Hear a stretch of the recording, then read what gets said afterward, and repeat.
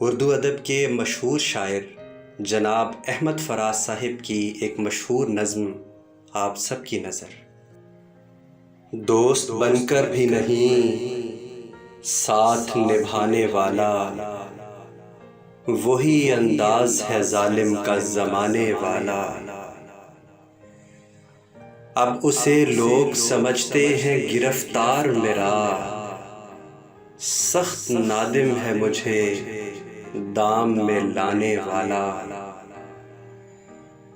صبح دم چھوڑ گیا نکھت گل کی صورت، رات کو غنچۂ دل میں سمٹ آنے والا۔ کیا کہیں کتنے مراسم تھے ہمارے اس سے، وہ جو ایک شخص ہے منہ پھیر کے جانے والا۔ تیرے ہوتے ہوئے آ جاتی تھی ساری دنیا، آج تنہا ہوں تو کوئی نہیں آنے والا۔